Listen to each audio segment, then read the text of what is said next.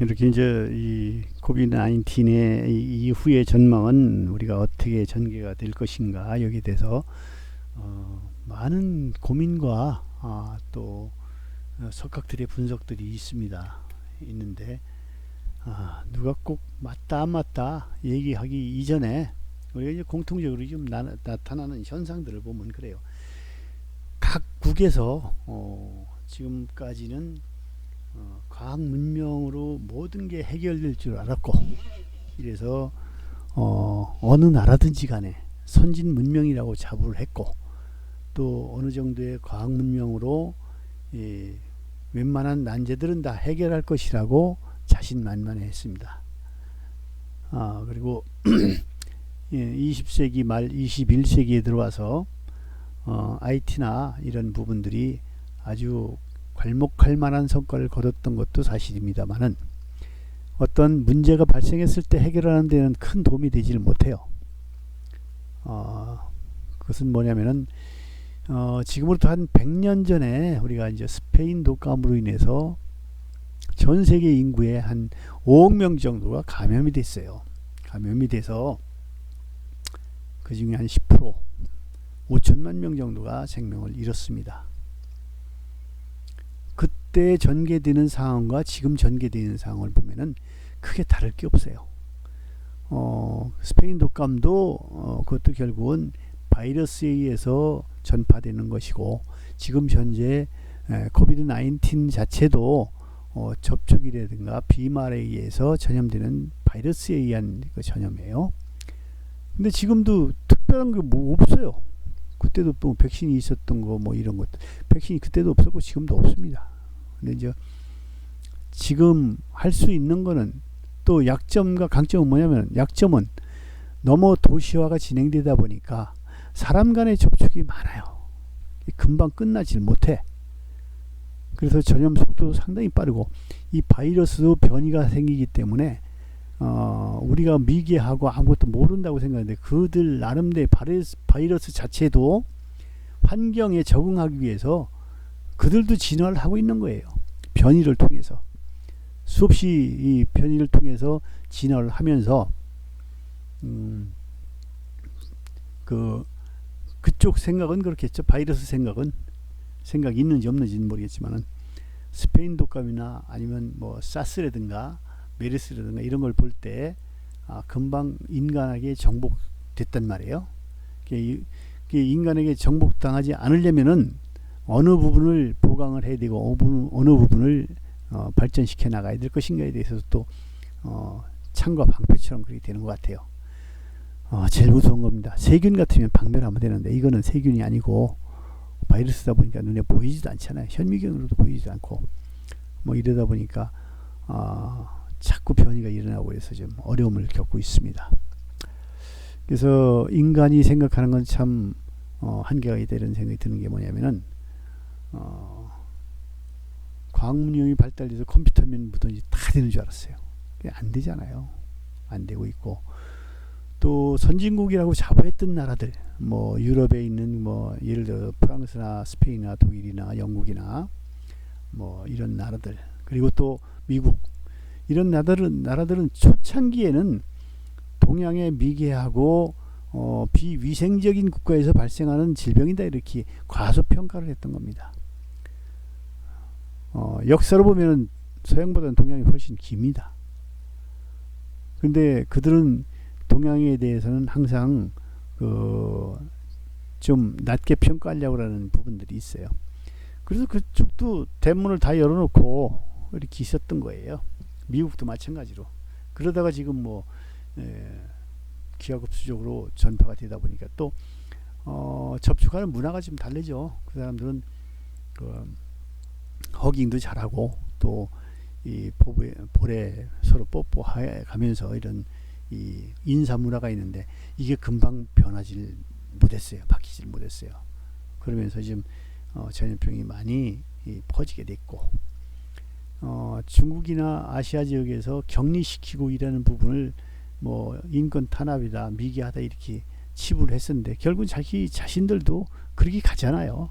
방법이 그것밖에 없으면 뭐 모방을 해야 되겠죠. 그래서 서양의 그 문화 우월적인 생애 사고방식 자체가 많이 좀 변할 것이다. 그리고 동양의 사고가 또 터무니없는 부분들이 아니고, 지금 안타깝게 생각하는 건 뭐냐면은 서양 의학과 동양 의학이 있어요. 그 두 가지를 절충을 해야 되는데 절충을 안 하고 지금 현재까지는 양의가 전체적인 과학자들이 하는 일이고, 한의는 경험에 의한 부분들이기 때문에 비과학적이다라고 생각들을 했습니다. 과학이냐 비과학이냐는 데이터를 통해서 재현이 되느냐 안 되느냐 이런 문제들이 있거든요. 사람에 따라서 좀 다르고, 구분할 때 동양은 거시적으로 보는 것이고 서양은 미시적으로 보는 것입니다. 그래서 그런 부분에 대한 차이가 있고, 그 차이가 서양은 미시적으로 보는 시각이 발달되어 있기 때문에 분업이 빨리 적응이 됐고, 동양은 거시적으로 보는 것이기 때문에 또 중앙 집권적인 그런 통치 체제, 그리고 또 질병을 다스리는 데 있어서도 예를 들어 발가락이 아팠다, 썩어 들어간다 하면은 썩어 들어가지 않게 서양은 발가락을 자르거나 뭐 이러죠. 그걸 차단하기 위해서. 근데 동양은 거기를 뭐 보약을 바른다든지 뭐 해가지고 소독을 하고, 또 면역성을 기르기 위해서 보약도 먹고 한약도 먹고 뭐 이래가면서 체질을 강화시켜주는 이런 부분들, 접근 방식이 조금 좀 다릅니다. 어디가 옳다 그르다를 떠나서 제 생각에는 같이 좀 그 혼용해서 하는 게 좋을 것이다라고 생각을 합니다. 근데 우리나라는 양의가 발달되어 있는데, 이제 중국 같은 경우는 중의라고 해죠. 중의와 또 양의를 같이 리믹스 시켜서 성과를 보는 예가 있습니다. 그리고 또 전 세계적으로 볼 때 우리나라 그 의료 체계가 세계에서 가장 효과적이고 효율적이고 잘 되어 있는 체계다, 이런 자부심을 갖습니다. 이건 뭐 요 근래 이루어진 것이 아니고, 뭐 70년대 후반 박정희 대통령 시대 때부터 시작을 해서 점차로 하나하나 보완되고 발전돼서 지금에 이르는 것입니다.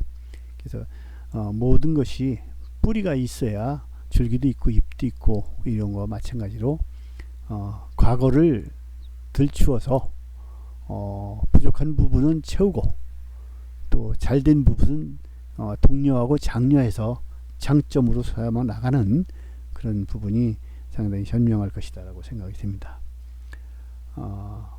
그리고 이제 또 하나는 우리나라의 의대 실력이 전 세계를 볼 때 가장 우수한 것 같아요.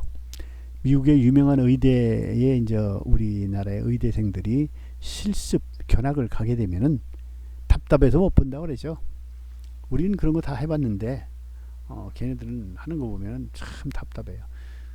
제가 이제 미국 그 뉴욕을 갔을 때도 그랬고, 또 아들이 이제 미국에 공부를 하기 위해서 갔을 때도 제가 지금 오버차지를 가지고 왔습니다. 원래는 1인당 10,000불 정도를 가져가야 되는데 제가 한 15,500불을 가져갔어요. 그것도 식구들 3명이기 때문에 3명이 나눠 가지고 갔는데 결국은 한 사람으로 보더라고요. 이제 돈을 세는데 우리는 손가락 사이에 껴가지고 이렇게 쫙 세잖아요. 근데 이 사람들 그걸 못하고 가랑잎 하나씩 이렇게 세듯이 한 장 한 장 놓고 셉니다. 책상에다 쫙 나열을 시키죠. 그리고 하나 둘 세는 거예요. 근데 이제 그 한 명만 세는 게 아니고 뭐 확실하게 하기 위해서 그런지는 모르겠지만은 3번 4번 세요. 그래서 아이고 얘네들은 참 효율성 없게 일을 한다, 이런 생각을 했어요. 근데 정확하기는 한데 효율성은 좀 많이 떨어져요. 그리고 뭐하면 그냥 총 쏘잖아요, 경찰들. 그래서 그런 부분들도 있고 해서 이런 걸 볼 때 융통성이 좀 상당히 좀 떨어져 있다. 우리나라 사람들이 굉장히 뭐라 그럴까, 그 집중력이 상당히 좋습니다. 그 단기간에 할 수 있는 거. 그래서 빨리빨리가 이루어지는 거예요. 머릿속에는 확 돌아가는데 몸이 안 따르면은 게으른 군뱅이라고 생각을 하는 거죠. 머리에서 돌아가는 것만큼 몸도 돌아가야 되는데 사실 머리에서 돌아가는 것만큼 몸이 돌아가기는 쉽지가 않죠. 거의 또 불가능하고 예, 그런 부분들이 좀 있습니다. 그래서 의대도 그렇고 또 전자 IT 쪽도 그렇고 상당히 좀 앞서 있는 민족이다 이런 자부심을 가져도 됩니다. 그리고 또 이 배달하는 문화도 우리는 예전부터 해왔잖아요. 그래서 24시간 풀 가동되는 그런 시스템이었는데 요즘 52시간 근무제 또 뭐 이런 것들 때문에 오래도록 할 수 없는 뭐 부분들이 있어요. 그래서 한편으로 안타까운 건 뭐냐면은 우리나라는 밤이 없는 나라에 있었어요. 밤에도 어디를 가든 사고 살 수 있고 즐길 수 있고 또 거래가 이루어지고 이런 그 24시간 풀 가동되는 그런 나라에 있는데 정책을 잘 썼는지 못 썼는지 모르겠지만은 그렇게 씀으로 해내서 우리나라의 가장 큰 장점을 하나 잃었다 이런 생각이 듭니다. 왜 그러냐면 외국 손님들 와서 한국이 그렇게 편하다고 얘기를 해요. 왜 편하냐? 그런 얘기를 하다 보면은 한국은 언제 어디서나 아무 때나 전화 한 통하면 탁탁 배달되고 또 언제 어디서나 나가면은 또 술 한잔 마실 수 있는 자리가 있고 이런 얘기를 하는 게 이런 것이 곧 유토피아다 이런 얘기를 해요. 근데 근로자들이 그 착취당한다고 생각을 했던 그 52시간제 이것도 좋다 이거예요. 근데 그로 인해서 파생되는 것은 생각지를 좀 안 했다 이런 생각이 드는 게 자영업자들은 소득이 어느 정도 보장이 돼야 됩니다. 근데 보장이 지금 안 돼요. 직장 생활하는 것보다 일반 그 소상공인들은 더욱더 어려움에 직면해 있습니다. 그래서 을끼리의 대립이다 뭐다 해가지고 이제 얘기했던 적이 있는데 상당히 그런 부분을 멀리 보지 않고 단견으로 보는 그런 그 근시안적인 사고가 있지 않았냐 이런 생각을 좀 합니다. 그런데도 불구하고 끝까지 잘못된 상황은 들추지 않잖아요. 들추지 않고 왜곡해서 하는 거 이거는 앞으로의 국가 장래에 그렇게 바람직한 건 아니다 이런 생각이 듭니다. 이제 스페인 독감 얘기하다 말았는데 스페인 독감은 뭐 그 당시에 한 5억 명이 감염됐고 5천만 명 정도가 생명을 잃었는데 지금 현재 감염자 수로 보면은 몇백만 명 수준인데 이게 얼마나 더 그 정도 5억 명까지 늘어나지 않겠지만은 사망자도 상당히 좀 많고 또 스페인이나 이런 쪽에 지금 장례 문화를 보면은 장례를 칠 때 한 15분이면 다 끝난다고 그래요. 전염이 무서워서 전염될까봐 그 사람들은 되게 이제 마지막 인사를 할 때 죽은 사람과 같이 뭐 이 키스 하면서 이렇게 헤어지잖아요. 헤어지는데 그런 부분이 전혀 생략돼 있고 할 수가 없죠. 생략돼 있고 또 뭐 사도들이 거기 뭐 캐톨릭 쪽이니까 사도들에 의해서 진행이 되는 게 한 15분이면 끝난다고 그래요. 뭐 그런 마지막을 가는 분들에게 그 정을 나눌 수 있고 정을 또 정리할 수 있는 그런 걸 해주지 못한 분 그런 아쉬운 점이 많이 남는 그런 대목인 것 같습니다. 그리고 이제 문화도 상당히 이제 많이 바뀔 거라고 봅니다. 뭐 지금까지는 우리나라 같은 경우는 지금 키트 검사 키트 같은 경우는 상당히 정밀하고 좋죠. 아마 세계에서 가장 우수한 쪽입니다. 중국산은 좀 싼데 불량률이 많고 그래서 양성으로 판정이 되는데 음성으로 판정돼서 다시 하는 경우도 있고 그 사람이 또 나가서 전염시키는 경우도 있고 그렇기 때문에 효율성이 많이 떨어지는 거죠. 한 사람이 움직이는 동선이 상당히 거리가 길잖아요. 그러다 보니까 접촉할 수 있는 사람들 숫자도 많다 이거죠.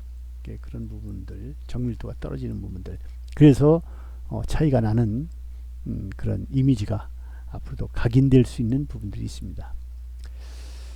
그래서 요 근래에 보면은 이게 이제 먼저 번에도 말씀드렸지만은 한 1개월 동안에 미국은 한 1,000만 명 정도의 그 일자리가 사라졌습니다. 사라졌고 사람이 만나야 되는데 만나지를 못하니까. 그리고 중국 같은 경우는 한 2억 명 정도가 직장에 아직 그 복귀를 하지 못하고 있어요. 그래서 지금도 뭐 우한 같은 경우는 뭐 봉쇄를 풀었다고 하는데 이게 잠재적인 환자들이 많은데 좀 전시적인 게 아닌가 이런 생각도 좀 합니다. 그리고 이제 이 SCM은 뭐냐면은 그 S가 서플라이어, 그리고 C가 체인, 그리고 M이 매니지먼트입니다. 그래서 공급 체계가 상당히 많이 변할 거예요. 우리나라 같은 경우는 수출 주도적인 그 오픈 경제인데도 불구하고 우리나라 자체에서 소재 산업이나 이 부품 산업을 육성하지 못했습니다. 그래서 대부분 중국에 있는 걸 우리가 수입해서 조립해가지고 완제품 만들어서 수출하는 그런 시스템이었죠. 그래서 그게 이제 불편하게 되니까 앞으로는 국내에 공장도 설립이 될 것이고 그런 부분들이 좀 많이 파생될 거라고 봅니다. 물 한 모금 먹고 할게요.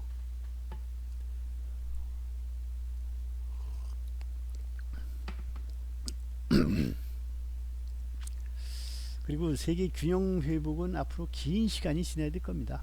학자들에 따라서 분석하는 게 다양한데 어느 학자는 그 V자형으로 회복될 것이라고 한 사람이 미국의 연준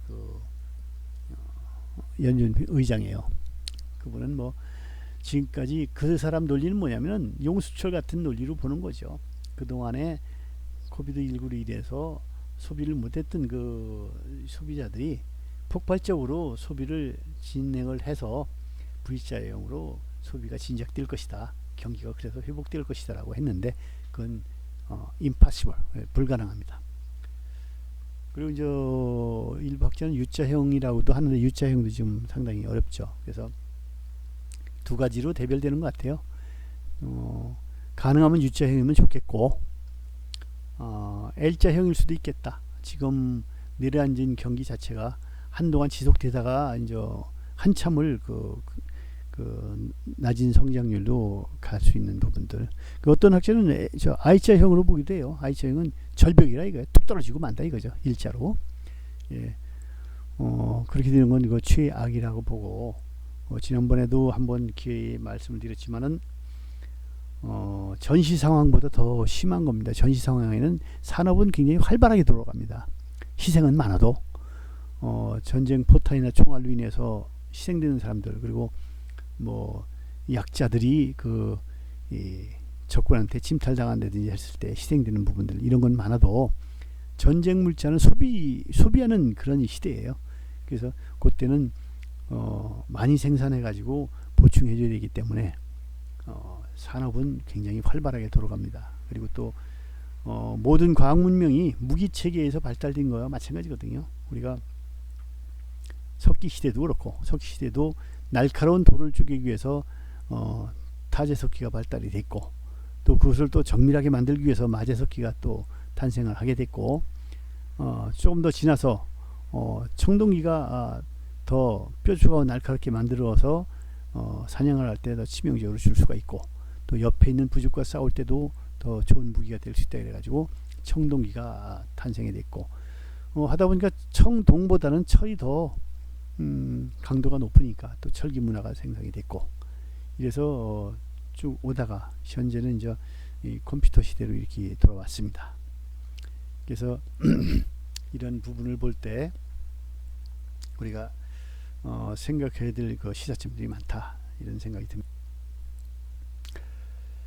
그리고 산업 부분에서도 상당한 변화가 좀 변할 것입니다. 그래서 뭐냐면은 시장 기능이 이제 회복되지 않기 때문에 문제가 생기는 건데, 그런 부분은 우리가 소상공인들이 상당히 좀 어려워질 것이에요. 그래서 그분들이 파산을 하게 되면 대기업도 마찬가지로 도산의 위험에 직면하게 되는 것이죠. 우리가 경제를 이끌어가는 세 부류가 뭐냐면은 정부의 재정 정책과 또 이 일반 그 국민들의 일반 시민들의 소비 그리고 이 공장의 그 생산성 이런 부분들을 합쳐서 이제 우리가 세 부분이 일치가 돼야 되는데 그렇지는 못하고 한 부분이 주지 않게 되면은 다른 부분들도 도미노처럼 똑같이 간다 이런 생각이 듭니다. 그래서 이제 뭐 자동차나 철강, 석유화학 또 우리나라가 주력으로 하고 있는 업종이 이제 훼손될 가능성이 좀 많습니다. 그리고 봉급 생활자는 또 실업자가 될 가능성도 좀 크고 그에 대한 타격은 또 비정규직에 있는 사람들이 더 크겠죠. 그런 위험을 줄이기 위해서 왜 자꾸 공시생이 늘어나는지도 모르겠습니다. 그리고 해외 수출 기업들은 상당히 좀 뭐랄까 이게 돈을 왕창 투입을 해도 돌아가지 않는 경우가 생깁니다. 그 생산과 소비가 같이 진행이 돼야 되는데 일반 근로자들이 이 소비자이기도 하잖아요. 근데 그분들이 실업자가 되면은 결국은 소비를 할 수가 없어요. 소비를 못하면 공장에서 만드는 그 제품 자체가 소비가 안 되면은 쓸모가 없어지잖아요. 그래서 기업도 상당히 좀 어려워지는 그런 경우가 생긴다. 이런 그 어려움이 아마 있을 것이다. 근데 우리나라에는 앞전에도 잠깐 얘기했지만은 긍정적인 부분도 상당히 좋습니다. 우리가 대체하는 부분에서 굉장히 그저 선진적으로 대처를 좀 한 부분들도 있고 아쉬움이 없는 부분도 아니지만은 그래도 나름대로는 투명하게 전 세계적으로 모범적인 케이스가 됐다라고 봅니다. 그리고 의료용 키트라든가 이런 부분에 대해서 세계인들로부터 상당히 좀 호평을 받았고 그래서 그런 좋은 이미지 자체가 지금 오래도록 할 것이라고 봅니다. 이 과정에서 또 각 국가별로 아군과 적군과 피하식별이 분명히 됐던 부분들도 있는 것 같습니다. 미국은 역시 그래도 우리의 이 혈맹 같아요. 지금까지도 그렇고 우리나라 국민을 국민이 미국에 입국하는데 몇 가지 조건만 취해주면은 들어올 수 있게끔 완전한 차단을 하질 않았어요. 영국도 좀 그랬고 또 인도네시아나 또 아프리카의 에티오피아 같은 경우 그게 그런 나라들이 아하 우방이다 이런 생각이 들고 또 우리가 가장 많이 투자했던 그 베트남 같은 경우는 배은망덕한 그런 그 행동들을 했습니다. 제일 먼저 쌍이빨 들고 일본 쪽에 딱 껴서 한국의 비행기를 예고도 없이 회항시키고 또 박항서 감독이 그동안에 얼마나 좀 많이 했습니까? 자원봉사 좀 했고 또 투자도 좀 많이 했는데 또 그것을 국가에서 하지도 않고 또 개인 기업이 주는 거나 다름이 없습니다. 그걸 또 깎으라고 이래 가면서 여론조성을 하고 한국에 대한 이 보도 자체도 굉장히 악의적으로 안 좋게 하는 경우가 좀 많이 있었어요. 그런 부분에 대해서는 상당히 서운한 감정을 저 국민 한 사람으로서 좀 드립니다. 그만큼 우리가 베트남에 드렸던 공도 컸고 우리 기업들이 가서 그 나라의 경제를 일으켰던 부분들이 상당히 큽니다. 지금도 마찬가지예요. 그 나라의 수출품이 대부분 한 30% 정도가 한국 기업에서 투자하고 한국 기업에서 생산한 그런 그 제품들입니다. 근데 착각을 하고 있는 게 삼성이나 이런 부분이 베트남에서 빠져나오면은 예를 들어서 애플이나 노키아나 이런 곳에서 들어와서 그 공장을 돌려줄 것이라고 생각을 하고 있는데 착각입니다.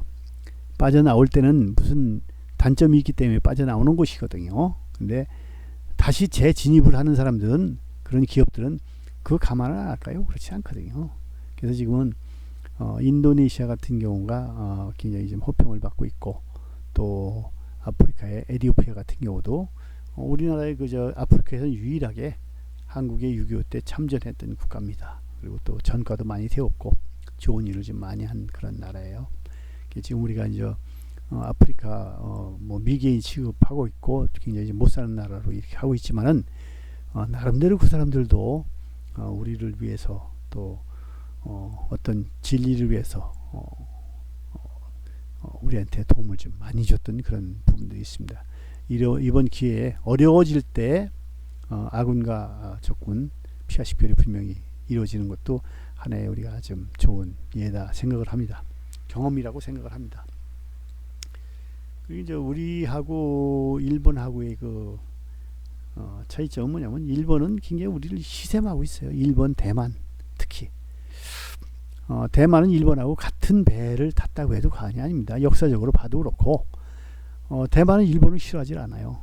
대만이 일본에게 한 60몇 년 동안 그 식민지 생활을 했지만은 거긴 자원도 별로 없고 인구도 그렇게 많지 않고 근데 군사적인 요충지라고 생각했기 때문에 거기 국민들한테는 그렇게 가혹하게 안 했어요. 근데 우리 조선에게는 굉장히 가혹하게 많이 했어요. 여기는 쌀이 나오니까 쌀을 자국으로 이제 빼돌리고 또 북한 지방에 금광이 좀 많고 또 만주로 가는 그 발판을 삼으려고 정말로 우리는 또 반항도 하잖아요. 아닌데 자기네들 밑에 굴복하고 이런 핍박을 주기 때문에 우리는 그래도 무서운 민족이에요. 그런 거를 참지 못해요. 참지 못하고 과감하게 들고 일어나서 대항하는 그런 민족입니다.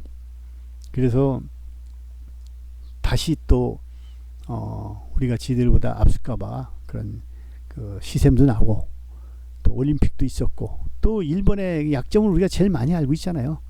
또 저쪽에 뭐 후쿠시마 원전이랄지 이런 부분에 대해서 좀 약점을 우리가 많이 알고 있고 세계에 또 공표사하고 또 왜 그러냐면 거기서 방사성 그 폐기물을 바다로 그냥 버렸을 때 우리가 입는 피해가 상당히 큽니다.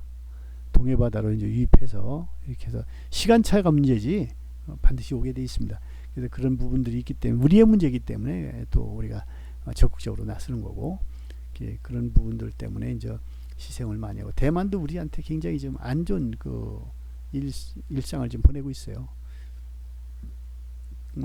얼마 전에 보니까 우리나라 국민이 거기 그 관광을 갔다 그랬는데 사실은 대만의 교포더라고요. 교포인데 그 사람들이 또 이 격리 기간 2주를 다 채웠어요. 근데 2월달에 올해는 29일까지 있었기 때문에 자기네들은 그걸 생각 못하고 2월 28일까지 있다 생각을 해가지고 결국은 하루 차이가 나서 그렇게 됐는데 그 여행을 하다 보니까 뭐 정부에서 공지하는 소식을 들을 수도 없었고 그런 부분들도 있었는데 매스컴에서 일부러 그렇게 그냥 깨는 거예요. 그래서 그런 부분들 때문에 좀 서운한 점이 있었습니다. 일본은 우리하고 혈청적으로 봐서는 상당히 좀 가까운 혈청입니다. 아마 먼 조상은 많이 섞였을 겁니다. 그 몽골이나 한국이나 또 저쪽에 만주 쪽에 있는 그 여진족이라고 했던 청나라 만주족이나 또 아메리카 대륙의 분포에 있는 우리의 그 인디언들 그 원주민들 이 사람들도 전부 다 몽고 반점이 있는 사람들입니다. 그리고 혈청적으로 봐서는 가장 가깝고 그 피가 좀 섞여 있다라고 보는 거예요. 그건 생물학적으로 그렇다는 얘기입니다. 근데 한족하고는 그렇지 않아요. 한족하고는 그 혈청 자체가 좀 완전히 다릅니다. 그래서 거긴 이민족이라고 생각을 하고 사실 또 그렇고 근데 이제 섬나라이기 때문에 또 거긴 독재 정권이 오래도록 유지할 수 있는 그런 토양이고 위에서 시키면은 그냥 아니면 죽으니까 옛날에 그래서 그게 혈청적으로 묻어 나와서 지금까지도 있는 것 같습니다. 그리고 또 정형화되어 있기 때문에 도장 문화가 상당히 발달되어 있어요. 발달되어 있다는 게 이게 좋은 점이 아니고 나쁜 점입니다. 지금도 격리 뭐 이렇게 하더라도 출근을 했다는 표시로 출근 도장을 찍어야 돼요. 그래서 출근을 하는 경우가 있습니다. 근무를 안 하더라도 정문에 가서 도장 찍고 와야 돼요. 이런 폐단이 있어요. 우리 같은 경우는 뭐 원격으로 해서 전자결제도 하고 그래서 빨리 끝내는 경우가 있죠. 그리고 또 우리가 이제 문화가 일본은 섬세하고 꼼꼼하고 섬세한 건 우리가 더 앞서는 것 같아요. 근데 그 사람들이 이제 오랫동안 갈고 닦아야 되는 부분들에 경쟁력이 좀 있고, 그게 이제 기계나 화학 중에서 이제 기초 화학들, 이런 부분이 이제 일본이 우리보다 경쟁력이 있다라고 보고, 우리는 이 빨리빨리 문화하고 뭐 이런 문화들 때문에 그런지 몰라도 IT 같은 그 산업에서는 이게 그 라이프 사이클이 상당히 좀 짧잖아요. 짧기 때문에 바로바로 변하고 발전해야 되기 때문에 그런 부분에서는 한국이 월등히 좀 우수하다, 이런 생각이 듭니다. 그래서 전자업 중에서는 우리가 좀 맞는 것 같고, 일본은 우리나라를 쫓아오기가 좀 힘들다, 태생적으로 그렇다, 이런 생각이 들어요. 그래서 일본은 기계 쪽이나 철, 그리고 이런 부분에 대해서 좀 경쟁력이 있고, 그래서 일본의 장점이 우리가 단점이고, 우리의 단점이 또 일본의 장점인 경우가 많아요. 그래서 참 이게 둘이 조화를 맞춰서 협업을 하게 되면 상당히 시너지 효과를 얻을 텐데, 지금 저 정반대 개념으로 가고 있어요. 우리의 약점은 꼬집고 장점은 깎아내리고 뭐 이러는 그런 아주 못된 짓을 좀 하고 있습니다. 이럴 때일수록 우리가 이제 내부적으로 좀 잘 단합을 해서 헤쳐나가야 될 것이라고 봅니다. 그렇게 되면 우리가 고조선 때도 그랬고, 또 고구려 때도 그렇고, 다 내부 분열 때문에 그렇게 됐습니다. 그리고 또 조선 말기 때는 그 안동김 씨의 그 세도정치로 인해서 우리가 과학 문명이랄지 아니면 세계의 질서가 어떻게 재편되는 것을 모르고 또 했던 부분들이 우리한테는 굉장히 뼈아픈 그런 과거로 남고 있습니다. 그래서 이럴 때일수록 내부적으로 서로 총질하는 것이 아니고 단합된 그런 모습으로 나가면은 앞으로도 큰 발전을 이룰 수가 있겠다, 이런 생각이 듭니다. 그리고 또 하나는 거북이를 보면 겉에 껍질이 굉장히 단단합니다. 그래서 거북이 겉껍질이 단단한 이유는 거북이 속살이 굉장히 물렁물렁해요.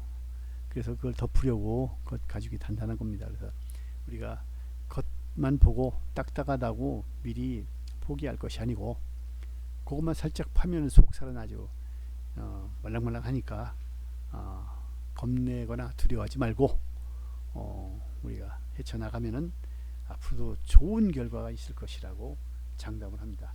하여튼 시간이 좀 남아서 요 몇 가지 제 개인적인 생각을 했는데, 어떻게 보면 우리가 경제 경영을 공부하는 학도로서 이런 부분이 더 중요하지, 문제 몇 개 더 풀고 안 풀고 이게 더 중요한 게 아닙니다. 그리고 그거는 전문가에서도 한참 룰에 맞춰서 공부를 더 해야 되고, 또 그것도 머릿속으로 기억해서 하는 게 아니고 책을 봐가면서 그렇게 근무를 하는 부분들이 지금 투자론에서 공부하고 있는 부분이니까, 여러분들이 조금 이해가 잘 안 간다고 해서 너무 좀 의기소침해하지 마시고 상식적인 수준에서만 봐줬으면 좋겠다, 이런 생각을 합니다. 장시간 들어주셔서 감사합니다. 그리고 아까 말씀을 드렸죠. 15일 날은 6월 29일 날 보강하는 거로 이렇게 아마 학교 측하고 지금까지는 얘기가 됐는데 앞으로 꼭 그렇게 될 것 같아요. 그러니까 그렇게 하시고 하여튼 건강한 모습으로 복귀를 희망합니다. 지금까지 신충상이었습니다. 감사합니다.